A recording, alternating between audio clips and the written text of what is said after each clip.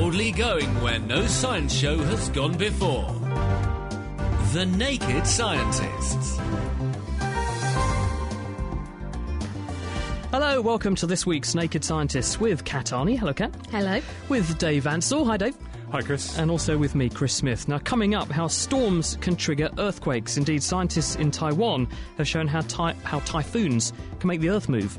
Also, why scientists think that a star near Earth could be about to explode. So we'll have cosmic equivalents of ringside seats to see a supernova. And also, how scientists have made a breakthrough in understanding how Huntington's disease can damage nerve cells, and we'll be finding out how in just a second. Kat. Thanks, Chris. Also this week, it's our science question and answer show. We have got an inbox bulging with your questions, including what's happening when our eyes get used to the dark? How do you decaffeinate coffee? And this is one's absolutely brilliant. How can I boil the water in my fish bowl without hurting my fish in it?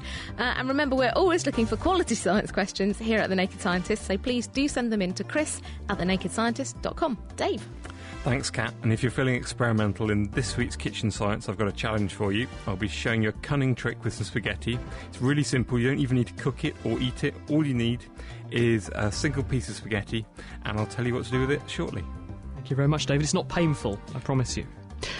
That's all on the way, and if you have any science questions for us, you can send them in. Our email address is chris@thenakedscientist.com. The Naked Scientist Podcast, powered by UK Fast, the UK's best hosting provider.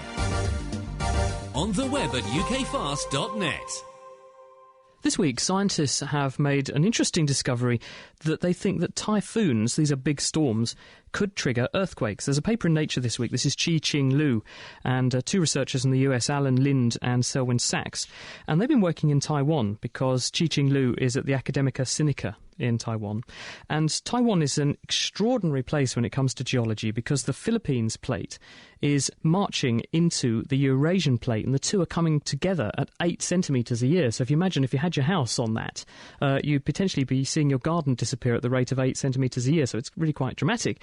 But what they're very interested in is what happens when storms arrive. What they did was to put some strain gauges, these are very, very sensitive ground stretch measuring devices, down boreholes 200 metres underground, and they started to measure how the ground was moving. But what was really surprising was they realised quite quickly that they could detect the arrival of typhoons, big storms that came in over the land. And what this did was to make differences on the amount of strain they could pick up. Now, why should that happen? Well, when a storm comes, obviously it's associated with very low pressure. So when the pressure drops, the ground swells up. So they thought, well, that's obvious, we can explain that. So why is it then that on a number of occasions we saw not the ground swelling up, but for some reason the ground shrank? Why should that happen? And the only explanation they can come up with, looking at the profiles, if you look in the paper, I mean, there are all these very, very characteristic profiles which fit with the ground changing very dramatically whenever these storms come. They think that this is a slow earthquake. And what a slow earthquake is rather than an abrupt, very short duration of lots of energy being released and lots of shaking, a slow earthquake is where the movement happens a bit gently, indolently, over hours to days. And so what's happening is that the storm comes in, the ground swells under the storm because the pressure is low, but because the sea doesn't change the pressure on the seabed, because when you have low pressure, all that happens is more water comes in and adds to the height of the sea, so the pressure on the seabed stays the same. The effect is to stretch open the fault on land. This makes the fault slip, so you have this slow earthquake phenomenon, and that's why you see the association between the storm and the earthquake. And they actually say that these slow earthquakes could be protecting Taiwan from much more serious earthquakes, because they're basically letting out the energy gently and slowly, so that instead of getting lots of energy built up over many years and then suddenly going very dramatically, you just get this gentle, indolent nudge every so often, which just keeps things ticking over. And that's why, despite this very dramatic plate movement of 8 centimetres a year, you don't get earthquakes.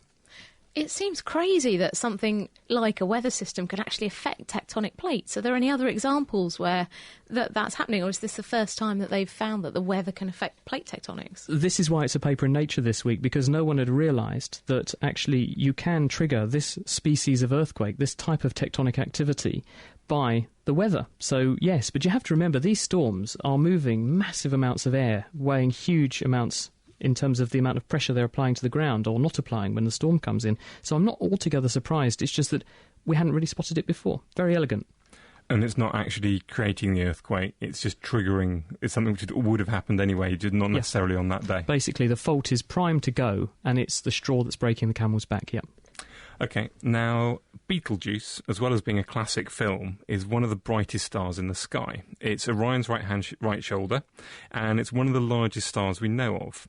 It's a red supergiant with a mass about 20 times larger than the Sun, and a radius about 1,000 times larger than the Sun. So if it was sitting in the solar system, it would actually fill up the whole of the solar system out to Jupiter's orbit.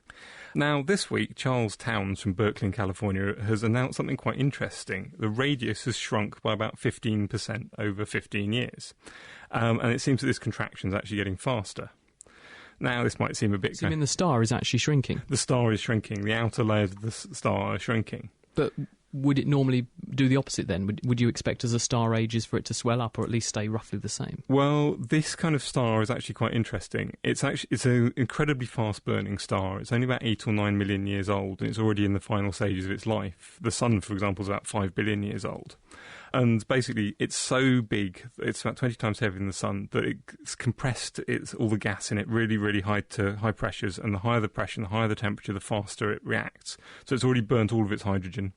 What it's burning now, they're not quite sure, but what happens to these stars, first off, they burn hydrogen, then they kind of... The core collapses, blows the outside out into this huge red giant, and the core then starts burning helium. Then they can start burning carbon, neon, oxygen, and then silicon. And eventually, if this contraction is something to do with it finishing burning silicon, but burning to silicon, there's no more reactions that can go on. And eventually, there's nothing left. So the core collapses and collapses and collapses until it turns into essentially a huge atomic nucleus. It turns into a neutron star. And this releases an immense amount of energy, about 20% of its rest mass. So immense amounts. This creates a supernova and just blows the whole star to pieces. When this happens on the other side of the universe, we have various satellites and telescopes designed to spot these things, gamma-ray bursts and X-ray flashes. Yeah. They're incredibly intense and incredibly bright, even over those vast distances. This star's not very far away, so what would be the consequence for us then? It's about 600 light years away, so it's close, but not that close. So it shouldn't actually be very dangerous to us. But if it did go supernova, it has lots of stages. It expands and contracts lots of times. But if it did go supernova, it'd be brighter than the moon, brighter than the full moon, for a couple, and you'd be able to see it during the day for a couple of months. So, and That's then amazing. Orion wouldn't have a right-hand shoulder anymore. Oh dear. But obviously there'll be no problem spotting it. But this will obviously offer astronomers an unprecedented view of this kind of process, presumably, because we normally have to look miles away and often we catch them after they've already happened. So this would be amazing if this actually happened. Yeah, if it did happen. They've never actually watched a star and all the sort of precursors of a supernova, which is why they actually don't know whether this one's going to go off at the moment. So, because they always see them after they go bang, they suddenly get really exciting and really big, but they haven't been watching it because there's billions of stars in the sky and they can't watch them all. Terrific. So November the 5th might come early for Betelgeuse. You never know, Kat. It's quite a terrifying thought. From the height of the stars down to the human body. And there's a new paper in Nature Neuroscience this week about Huntington's disease. Now, this is a degenerative disease of the nervous system, and it normally sets in when a person's in their 30s or their 40s. But they don't show any signs of disease until that age. Now, over a decade ago, researchers did discover that sufferers do have a fault in a specific gene, and it makes a protein called Huntington. But what's not clear is if you have this faulty protein, why don't you get the effects of the disease from birth or from early in your life, except it comes on later in life? It's a great mystery. And so researchers at the University of Illinois wanted to answer this question, and a team led by Scott Brady may have discovered how Huntington actually wreaks its havoc on the nervous system. Now, what they did is that they discovered that the faulty version of Huntingtin, this protein that's found in patients, it switches on an enzyme called JNK3. It's only switched on in nerve cells. Now, if there's faulty Huntingtin, this activation of this protein blocks transport in nerve cells. Now, this is really bad news, because nerve cells are very, very long cells. They have a cell body, and then they have long fibres that go out through your body and take the messages to your limbs, from your brain down to your toes.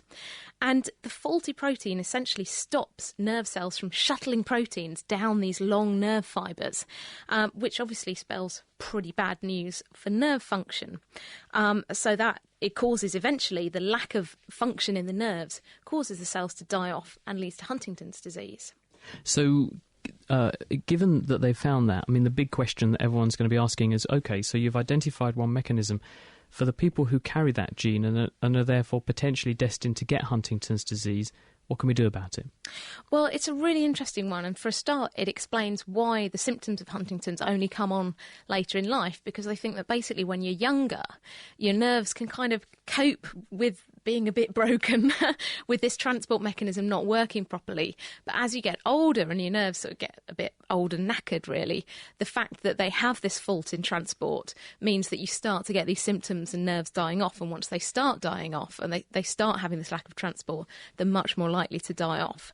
And also what's interesting is that they think that this may be linked to other neurodegenerative diseases, things like Alzheimer's and other kind of diseases where the nerves start to die off. So at the moment, this is a very early discovery, but could potentially lead to some treatments for not only Huntington's, but other kinds of neurodegenerative diseases as well. If we can find out what's the problem with the shuttling system and how maybe we can reactivate it or keep it going, then you could either treat or maybe even prevent the onset of the disease in the first place. Yeah, indeed, very important, especially given that we think we have an ageing population and potentially about 1 person in 5 over the age of 80 can get Alzheimer's disease. So if the same goes for that as goes for Huntington's disease, then obviously this could be very important. Thank you, Kat. Absolutely. Now, from brain diseases to something else entirely, which is the question of plant helicopters. Now, have you seen those wonderful things that sycamore trees, maples, hornbeams, when they make their seeds, they produce those little things which they flutter down and they whirl down like a helicopter, don't they? Yeah, we used to collect them when we were kids and flick them around. Well, this tree obviously does that because they remain airborne for a period of time. They can get blown by the wind, and this can carry the seeds away from the parent tree, and that's beneficial because it's a way of dispersing your seeds. If you get your seeds as far from the parent tree as possible, then you have a tree not competing with its parent for nutrients and light, moisture, that kind of thing. So that's obvious. But the key question is, why, when you do measurements, do these helicopter seeds stay in the air for much longer than they should? That was the question that was bothering a couple of researchers, David Lentink and Michael Dickinson. They're 2 researchers in America. David Lentink's from Holland, but he's actually working in Harvard at the moment, and Michael Dickinson's based in Caltech. So they've basically been flicking these helicopter seeds around in the lab? Yes, they have, and very elegantly too. They got a paper in Science this week to answer this very question.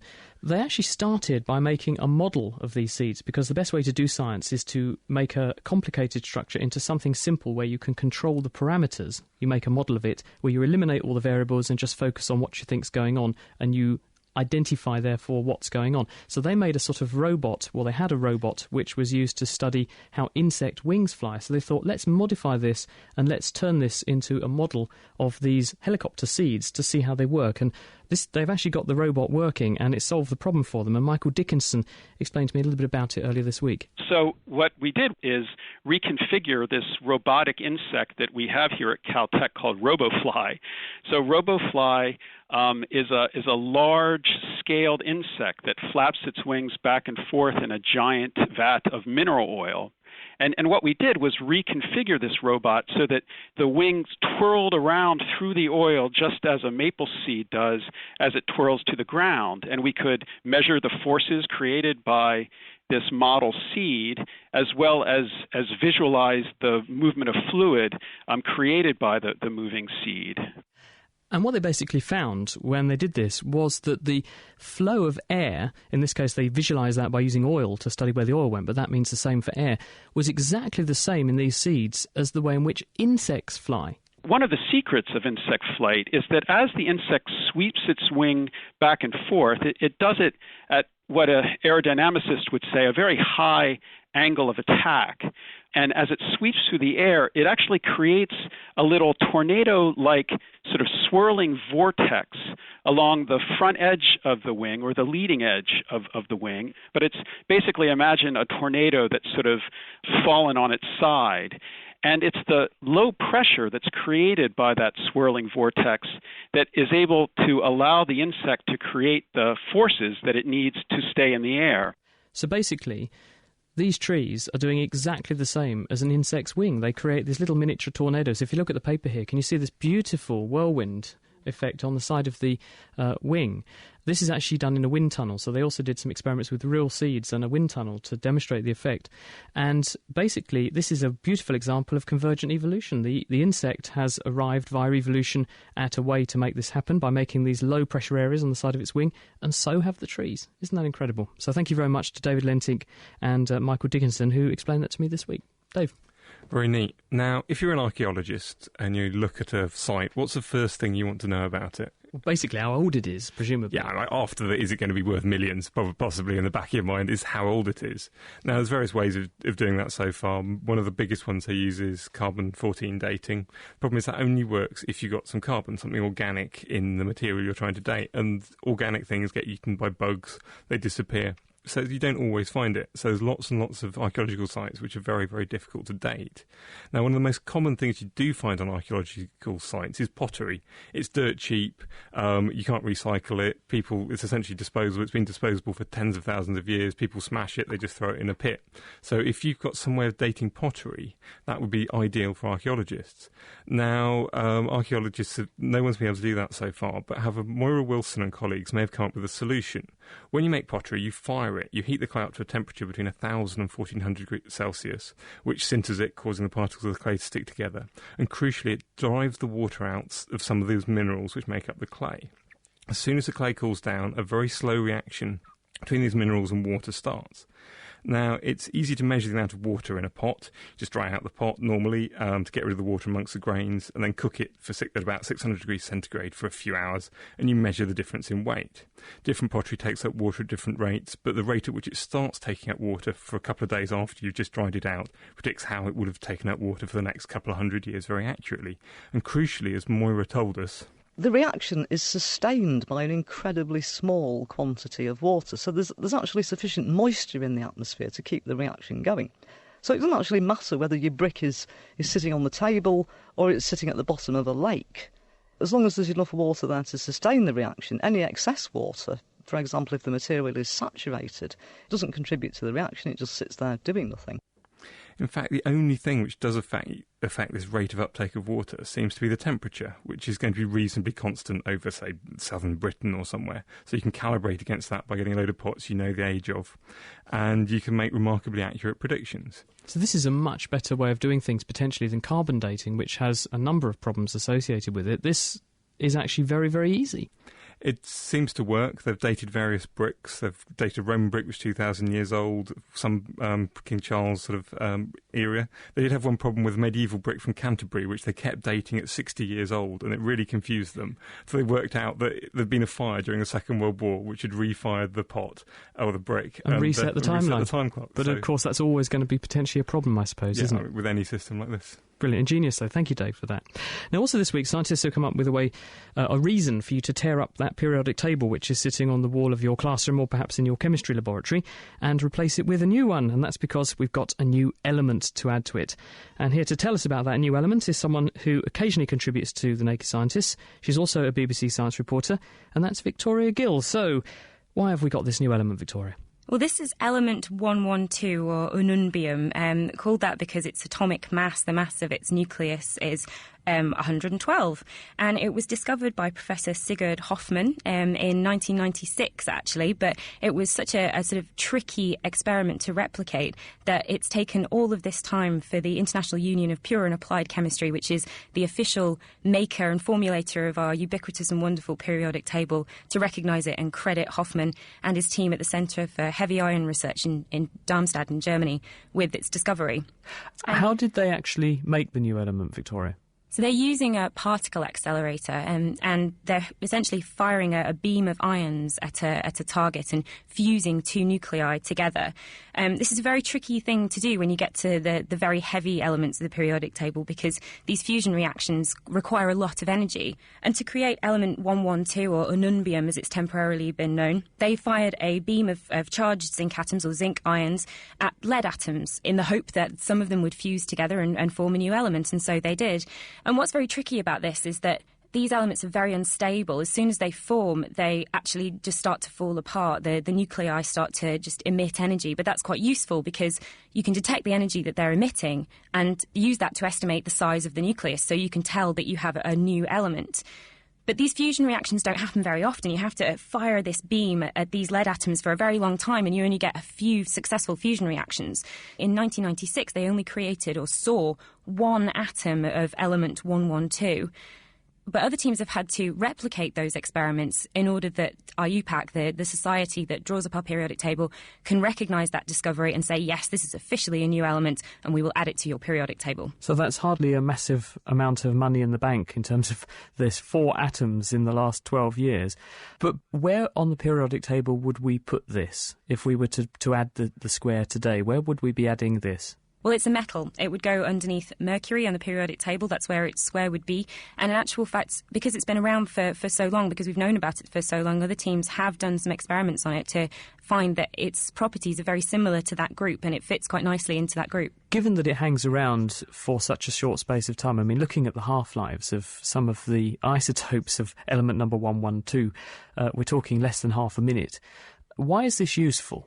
Well, this is about really finding out sort of how atoms work and how matter works. And in actual fact, what Professor Hoffman's team are doing in the longer term is looking for what they've referred to as the island of stability. So they think there's a whole new class of elements which have electron shells much further out that are full, which will be able to hang around for a lot longer. So you're dealing with whole new groups of elements and matter that behaves in a completely different way.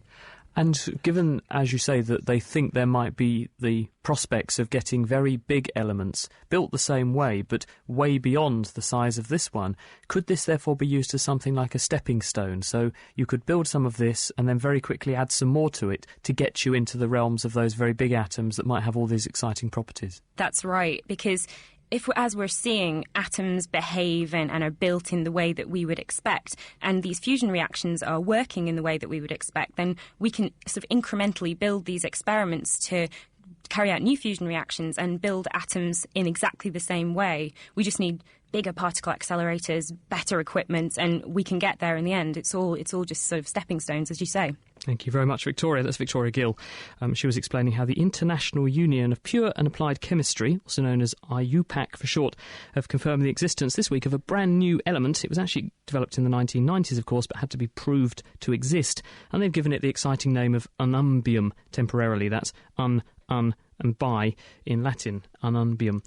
But I'm told that IUPAC, they're going to be considering a new name for it to give it its official name in the next few weeks. They will listen to what the general public think too. So if you've got a name, you think that this element should have a certain name, tell us what you think, and also tell IUPAC as well. Keeping you abreast of the world's best science. The Naked Scientists. You are listening to The Naked Scientist with Chris Smith, Kat Arney, Dave Ansell. I think the new element should be called Catanium. I think that'd be brilliant.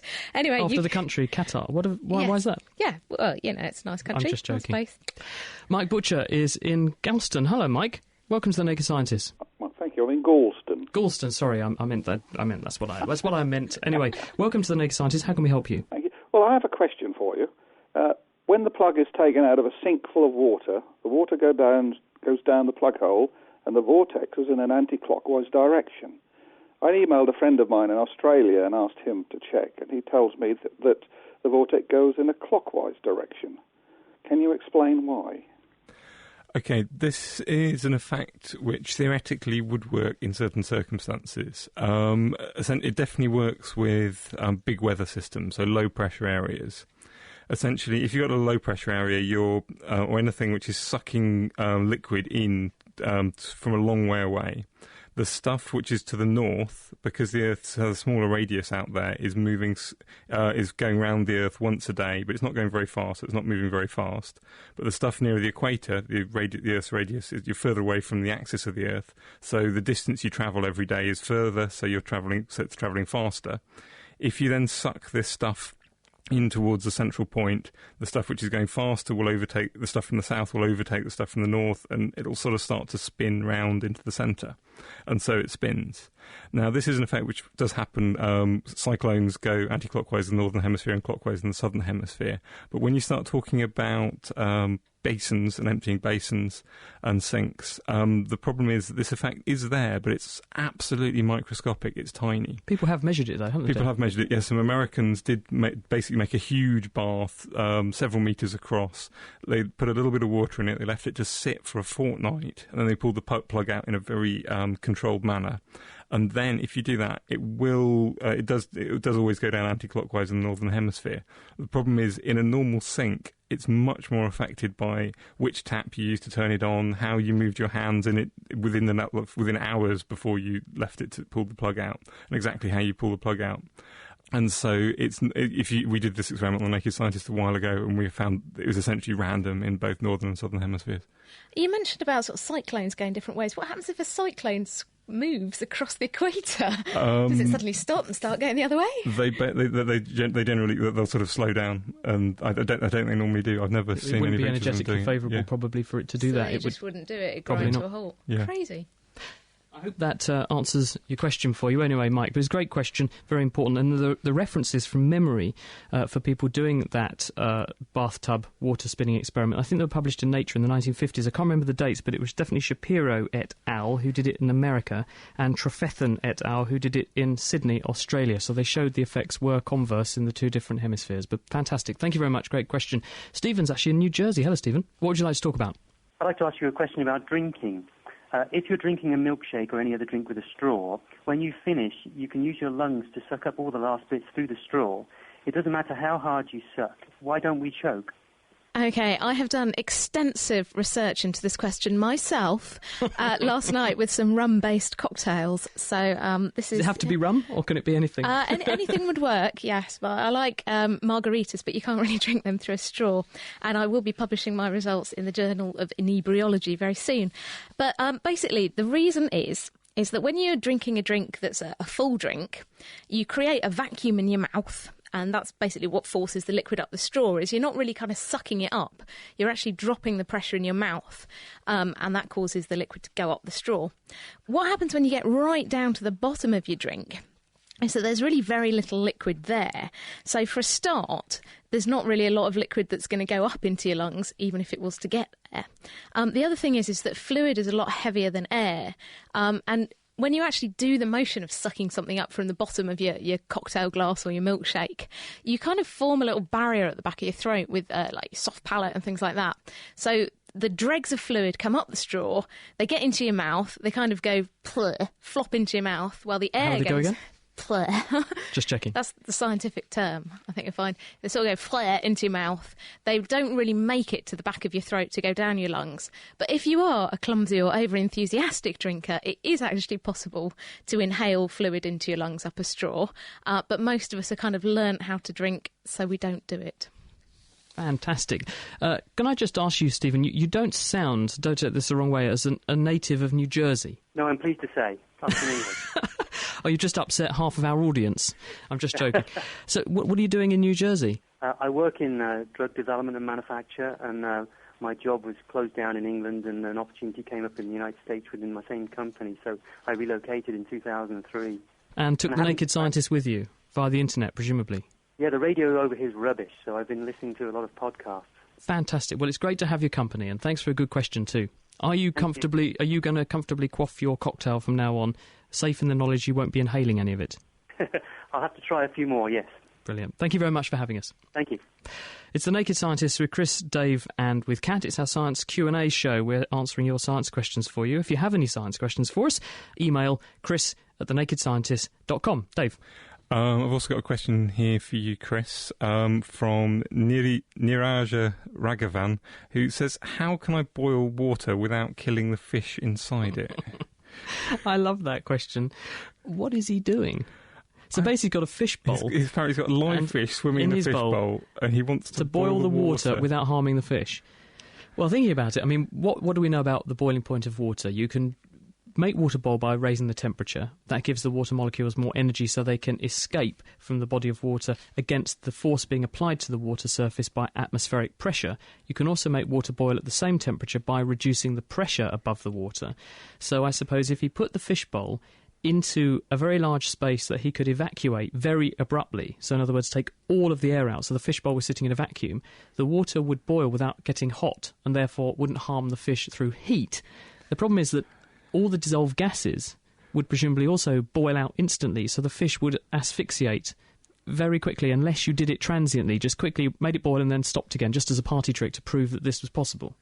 And I guess the other problem is if the water is boiling around the fish, even if it's not damaging the proteins because it's not hot, the fish is also probably going to get the bends and any water or gases. I guess fish have... Indeed, because fish have a swim bladder, don't they, which is how they regulate their buoyancy. It's like a diver's BCD, which makes them buoyant, neutral buoyancy in the water. So if you had a fish that had a swim bladder, it could explode, I presume, under those circumstances. And even if you had a little shark or something which didn't, then it's going to get the bends, so it's probably not going to be a happy fish. Horrible people. But it may not die straight away. So there you go.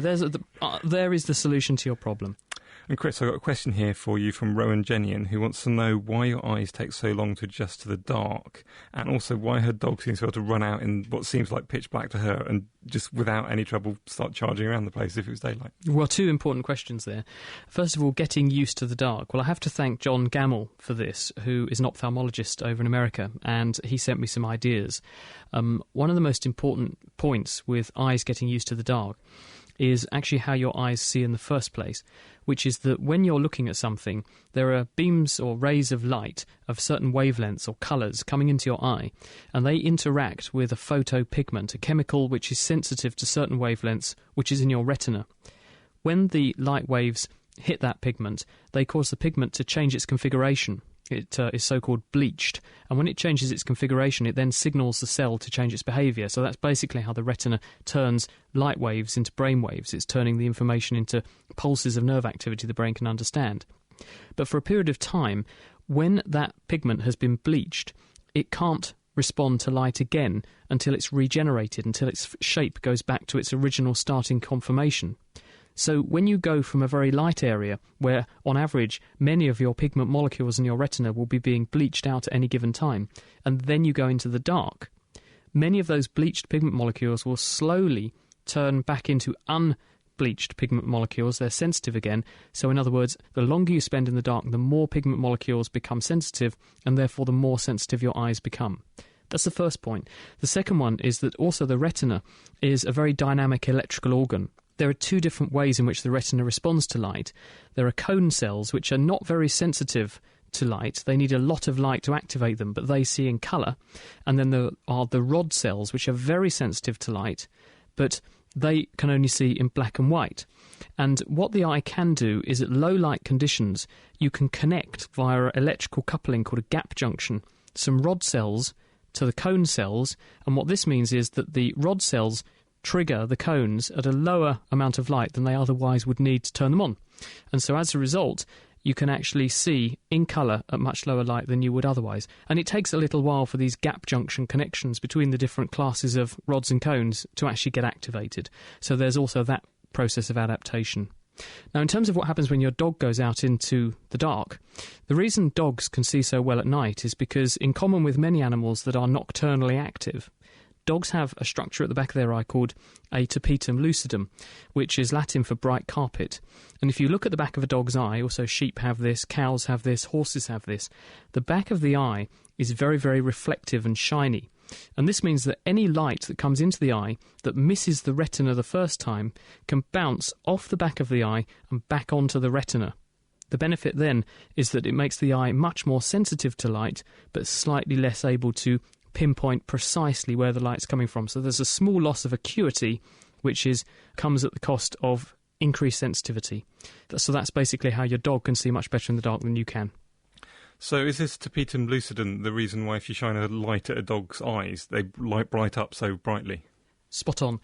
When you shine light into a person, and you see this when you do flash photography and you see red eye, the human retina looks red to the camera because the light illuminates the very dense, rich blood supply at the back of the eye, because the eye has, and the retina has, one of the highest metabolic rates of all the tissues in the whole body. But in a dog or one of these other animals, because the back of the eye has this tapetum lucidum, this bright carpet, the light that goes into the eye immediately turns round and bounces straight back out again in that very demonic way. And it's because it's light reflecting off the back of the eye that makes your dog's eyes look very bright, but the same thing doesn't happen with a human. And also, I think the lens focuses the light straight back the way it came, so all the light which you shone into the eye comes straight back at you standing next to the torch. Brilliant. I shall go and shine my light at my dog and just check that that's the case. Thanks, Dave. This is The Naked Scientists with Chris, Dave and Kat. We're going to be finding out about what happens to all the planets around a star when the star dies, goes through terminal explosion. That's coming up. And also what happens to stars over the course of their lifetime. That's coming up too. If you have a question for us, chris@thenakedscientist.com is our email address. Lifting the lab coat on the world's best science. The Naked Scientists. It is The Naked Scientists with Chris, Dave and Kat. Time to get experimental. Right, it's kitchen science time. Dave, you're brandishing a packet of spaghetti at me. Tell me what we're doing. OK, this is possibly one of the simplest kitchen sciences we've ever done, so there's no excuse for not doing this at home. All you need to do is get a piece of spaghetti. You might want to do this a couple of times. You might want to have a couple of spare pieces of spaghetti. Okay. Take it, then hold it one finger each end, and then snap it. So, piece of dry spaghetti. Yeah. Dry spaghetti straight out of the packet, fingertips at each end, and then bend it until and snap it. And then, how many bits does it snap into? How many bits does it snap into? Kitchen science people, go. So, take out your spaghetti, give it a bit of a snap, and how many pieces does it snap into? There is actually rhyme and reason behind this, Dave. It is quite some interesting physics behind it, and it's a question which has challenged some of the biggest and best minds of physics from the last couple hundred years. So we're pitting the wits of the eastern region against this very thing. So have a go. Snap your spaghetti and count how many pieces. Tell us via email, chris@thenakedscientist.com. Jim is on the phone. Hello, Jim. Hello. I understand you're in Dallas. I certainly am. Well, it's good to have you with us all the way from the other side of the US. What can we do for you? All right. My question today is, I've recently developed an interest in astronomy, and I hope you can clear up what appears to be some contradictory explanations concerning the final phase in the life cycle of stars. Different astronomers and astrophysicists that I've listened to have stated that stars end up as white dwarfs, neutron stars, pulsars, quasars, black holes, and in fact one scientist even mentioned that some stars eventually contract into large diamonds. So that's quite a range of possibilities. So my question is, what does the final stage of a star's life look like? Are all of these possibilities, or is there one final state that all stars eventually reach? And if so, what is that state? Very good question, Jim. There's basically lots of different types of stars, and basically depends on how big the star was to start with.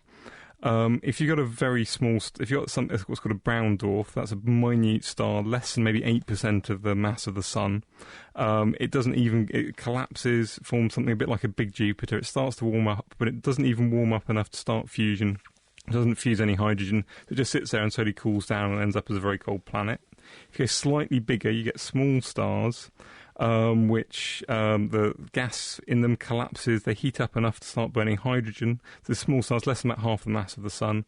They burn all their hydrogen, but they never get hot enough or dense enough to start burning helium. So they then cool down, and a star is basically just hot gas. The only thing which is supporting it under gravity is its temperature. So it slowly cools down and shrinks and shrinks and shrinks, and forms this great big lump of helium. It's a sort of helium white dwarf. Normal stars like the sun, they burn their hydrogen away, but then they've got enough mass to collapse down, and they start burning the helium to form carbon, and then it will burn away. And as it does that, the core of the star collapses. It gets very, very hot, and it sort of blows the outer layers of the star out to form a red giant. So you've got a very small core with a great big kind of diffuse, sort of warmish, sort of red star outside it. And then this core, it's not massive enough to burn the carbon to form anything else. So the core, you get a bit of an explosion, blow away the outer layers. You end up with just another cold sort of carbon core. Some of these, as they cool down, they can crystallise and form sort of diamond type things. You get a bit bigger, then this white dwarf has got enough mass to collapse and form a neutron star, like I was talking about earlier. That explodes and form a huge supernova. And if you get even bigger than that, that's so massive that the neutron star will collapse to form a black hole from which nothing, even light, can escape from. Very comprehensive answer. Thank you very much, Dave, and I hope that sorts you out, Jim. And thank you for calling us from Dallas. Wonderful to have you with us, Kat. So it goes to show that size is everything in astronomy. Anyway, now it's time to join Meera Senthilingam, who's been at the Science Museum in London this week to celebrate its 100th birthday. And to mark the occasion, as with all great parties, the museum has launched a special exhibition showcasing 10 iconic inventions from the history of science, such as Stephenson's rocket, the Pilot ACE computer, the Apollo 10 capsule and the DNA double helix. So Meera went along to find out more.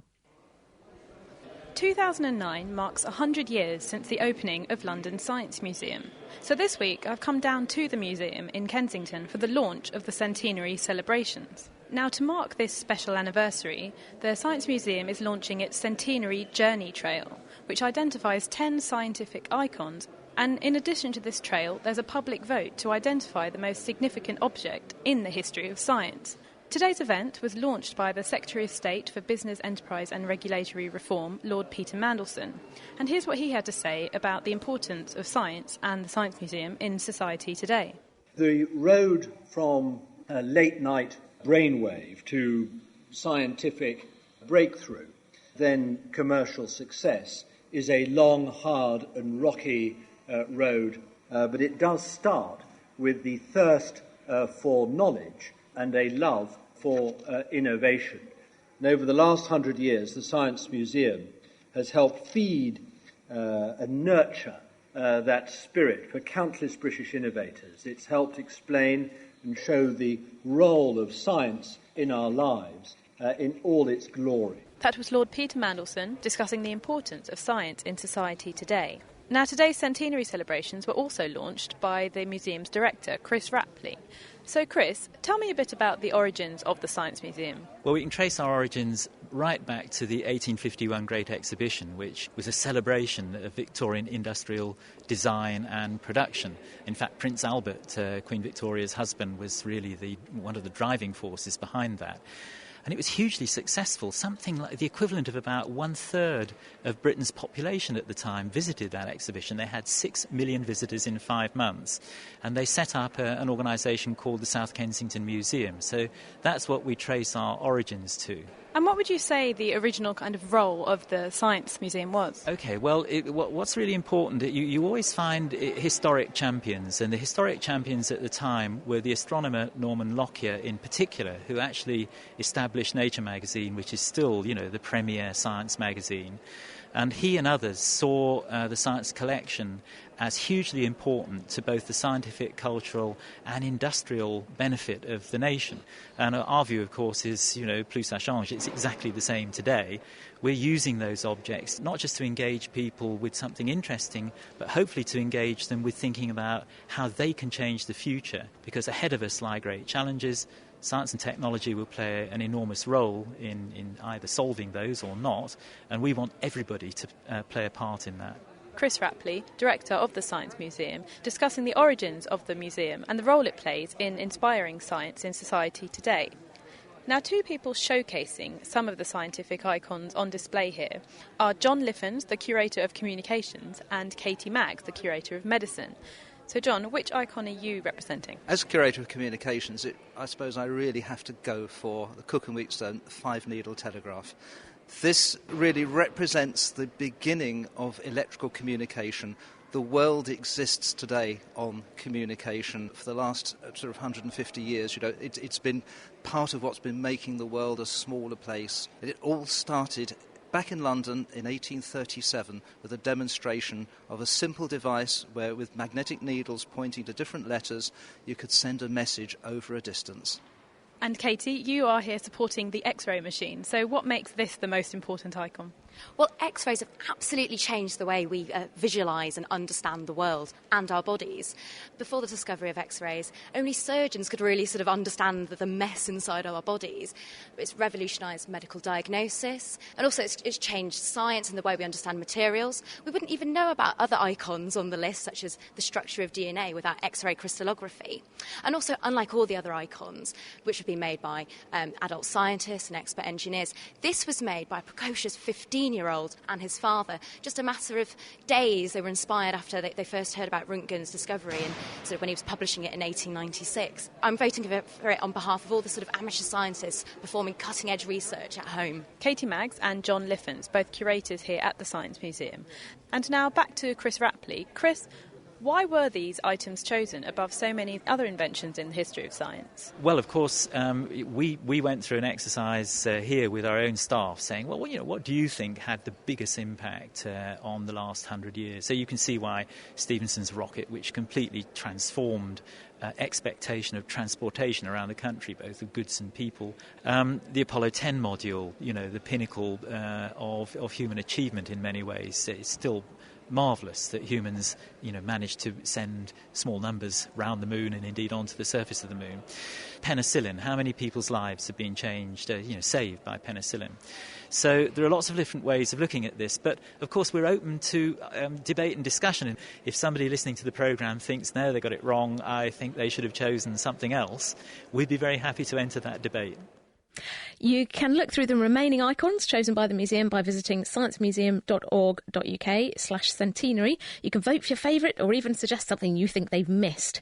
And that was Mira St Thillingham there talking to Katie Maggs, Lord Peter Mandelson, Chris Rapley and John Liffen. Now, I personally think in the top 10 there should be pasteurisation, DNA sequencing and the jet engine. How about you, Do you Chris? want the list? The list they've got on there is steam engines, Stephenson's rocket, electric telegraph, X-ray machine, Model T Ford, penicillin, V2 rockets, Pilot Ace computer, the double helix and the Apollo 10 capsule. None of mine then. No, they didn't pick on your one. What about you, Dave? What would be on your icon list? I think probably the biggest thing is probably the printing press, because the only way science can keep on going forward is if you can learn from other people in the rest of the world what they've done. And until you've got the printing press, that's very, very difficult. Well, I sort of thought in the same vein, and I thought modern day impact on people, similar sort of idea. I went for the internet. I felt that everyone thinks a museum should have old things in it, but that's not necessarily the case. And the internet, I think, has been the greatest leveller and the biggest communications tool and the biggest conduit for information that we've ever seen in the history of mankind. So I would definitely put that as an icon. I also had radio and the radar and transistors, because without transistors we couldn't have an internet, we couldn't have computers, we couldn't have anything. So William Shockley's transistor I had on my list as well. This is The Naked Scientist with Chris, Dave and Kat. We are answering your science questions. Time now to talk to someone who's actually in New Zealand. He's got up very early to talk to us. Hello, Charles. Hello. Welcome to The Naked Scientist. What can we do for you, apart from give you a strong coffee to wake you up? Oh, I can't think of a better reason to wake up.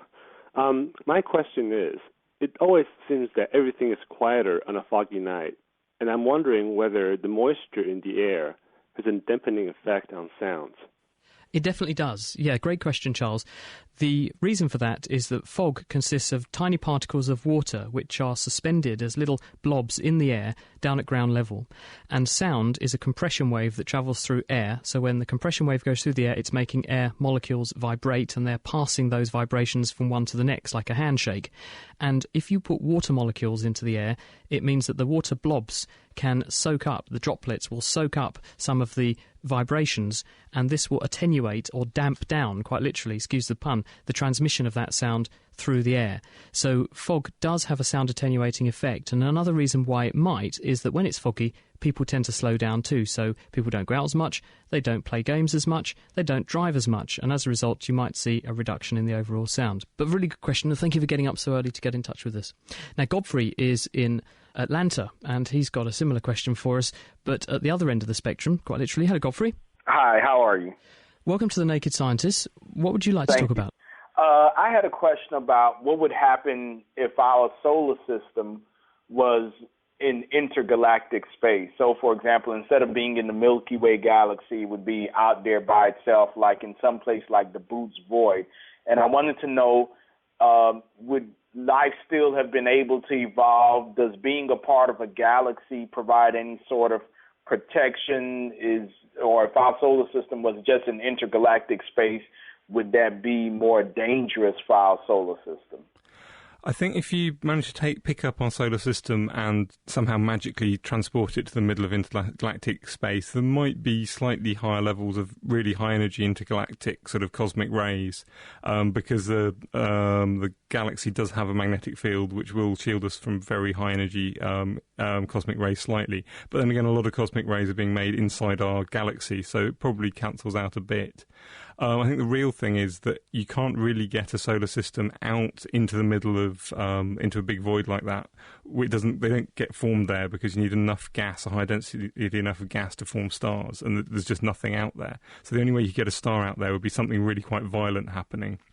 So you'd need to have sort of 3 stars coming very close to each other, and the other 2 dumping most of their energy into the third one and shooting it out of a galaxy or something. There is an errant star which is currently on its way out of the Milky Way, isn't there? I think it's even left the Milky Way, or it's destined to in the next, I think in literally in hundreds of thousands or a few thousand years, it's actually going to completely leave the galaxy. And it was exactly as you said, it was part of a binary system where the 2 were twirling around each other near to the central black hole, and they got very, very rapidly accelerated, and it was a sort of slingshot where one spun away and the other one got chucked into, potentially, on a trajectory to intergalactic space. Yeah, and if it's done that, you're going to rip off the planets are going to get ripped off and hurled somewhere entirely different. They might also end up in intergalactic space, but probably nowhere near the original star. So life as we knew it on those sorts of planets, that would be curtains, wouldn't it? And you couldn't form a star which could support life as we know it even along outside a galaxy, because we're dependent on heavy elements, a lot heavier than iron, and those are all formed in supernovae, which we were talking about earlier. So you'd only get sort of hydrogen and helium, and you can't really make a planet out of hydrogen, helium, and a little bit of lithium. Although I think you could probably sustain a life out there, I can't see any way of achieving it. Thank you, Dave. And thank you very much, Godfrey, for a fantastic question. That was Godfrey, who's listening to us via the podcast in the States. This is The Naked Scientist with Chris Smith, Dave Ansell, and with Kat Arney. If you have any science questions for us, it's chris@thenakedscientist.com. Right, it's time to go back to our kitchen science, where Dave and I have some spaghetti. So, as we said earlier, the aim with the spaghetti is to grip it at each end of a piece of uncooked spaghetti, bend it, and see what happens. Let's do it.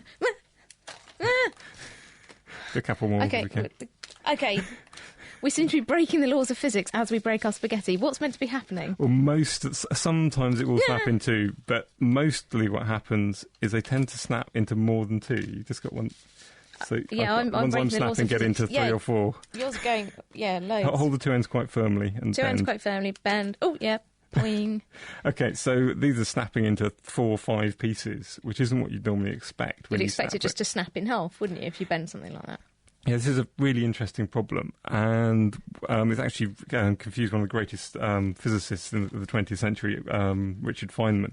He spent ages sitting in his kitchen snapping bits of spaghetti, apparently, and it didn't really quite work out what's going on. But some French guys worked this out recently. One of the things which is going on is if you take something like a ruler... OK, we've got a shatter-resistant ruler, I hope, here. And if you bend it... Bending the ruler. And you let go... it jumps up into the air. That's because when you bend a ruler and let go, it tries to get longer. The table's in the way, so it pushes down against the table. Equal and opposite reaction. So it pushes it upwards, so it pushes upwards. So if you imagine a piece of spaghetti, when it's just broken, the end's released, it straightens out, it tries to get a bit longer, and that pushes back on the rest of the bent spaghetti. And so the rest of the bent spaghetti gets pushed backwards and gets slightly more tight curvature. That slightly more tight curvature means that it can't cope anymore. It was almost on the edge of breaking already, and it snaps. And so it snaps in a second place. And so you should always get 3 bits. And sometimes that second snapping can trigger a third or a fourth snap. And but 3 is the magic number. 3. Really. Sometimes, I think if you don't quite hold the ends tightly, you can, as Kat proved, you can snap it into 2.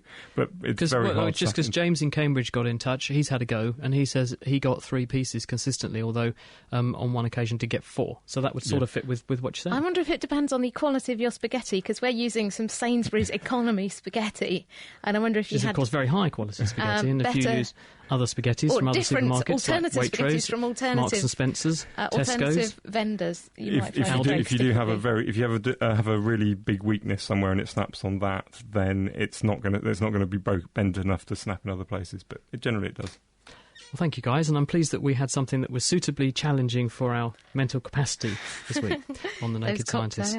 Keep your questions coming in, of course. Chris@thenakedscientist.com. Bringing the facts to bear. The Naked Scientists. Now, Kat, got a question here from John Gamble, who says, how is caffeine extracted from whole coffee beans? I have to say, until he raised the question, I hadn't even considered it, but it's a very good question. It is. I'm a decaf coffee drinker. I am caffeine-free, so this actually intrigued me as well. And in fact, there's a number of different ways that people get the caffeine out of coffee, and they do it on the whole beans. It's not that you brew up loads of coffee and then take the caffeine out of it. You decaffeinate the beans before they're even roasted, because that helps to preserve as much flavour as possible when they're finally roasted and then ground up. So there's a number of ways you can do it. You can do it the nasty way, which is to bung a load of solvents in there, because caffeine dissolves in certain solvents. Some of the ones kind of slightly related to things like dry cleaning fluid. Not very nice way of treating your coffee. So people try and develop other ways of doing it that involve things like water. You can basically just try and wash the caffeine out and then by washing your beans and then filter out the caffeine.